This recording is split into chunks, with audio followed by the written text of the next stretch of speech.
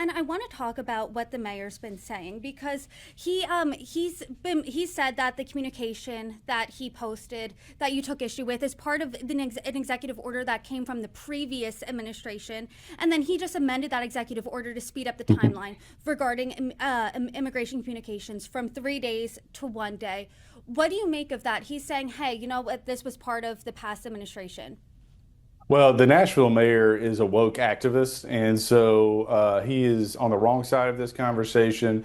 He and his office have received a wave of backlash, and so now they're trying to CYA and try to cover their tails and make light of this situation. But look, at the end of the day, he was encouraging individuals to harbor illegal criminals who are in this country, and I'm not going to stand for it. The people of Nashville don't want it, and the support that I've received, my office has received, and quite frankly, attention from around the country is saying thank you for doing what you're doing, because enough is enough. And look, if you go back to the previous administration, the Biden administration allowed this country to be invaded by illegal immigrants. And look, I understand.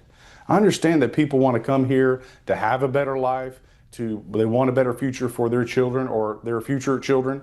But that being said, you've got to do it the legal way. And unfortunately, we have a class of citizens in this country who are here illegally, many of which don't have social security numbers, which makes them a target. They're preyed upon. They get lesser wages, lesser living conditions, and they become victims of their status. And so we've got to fix this. Part of it's securing the border, part of it's deportations, and of course, those people that are here illegally, what do you do with them? That's a conversation for another day. But let me be clear, no amnesty. I know that you want the House Judiciary and Homeland Security committees to investigate this mayor.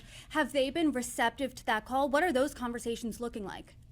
Yeah, we'll actually be releasing the letter today, if it hasn't already gone out, initiating an investigation of the mayor and the city of Nashville. As soon as I have that letter in my hand, we'll send it over to you. And then what does that timeline look like? I mean, realistically for you, what would you want to see? Well, so the way this is initiated is my request. I worked with the chairman of Homeland and Judiciary, which is Chairman Green and Chairman Jordan. And the initial stage is fact finding. We'll take a look at the evidence from there, and then we'll see if we need to have hearings and so forth and so on. But at the end of the day, we'll go into this eyes wide open. We'll follow the facts, and quite frankly, it may become that this is larger than just Nashville, where we're bringing in mayors from other cities who are behaving in this similar fashion to uncover how cities, blue cities, woke cities are undermining the Trump administration and whether or not crimes are being committed. But we're not going to draw any pre-conclusions. What we're going to do is follow the facts. And that being said, as far as timeline goes, to be determined, but the letter is forthcoming. I am not going to drop this. And by the way, Senator Marsha Blackburn in the Senate is doing something similar and calling for an investigation of blue city mayors.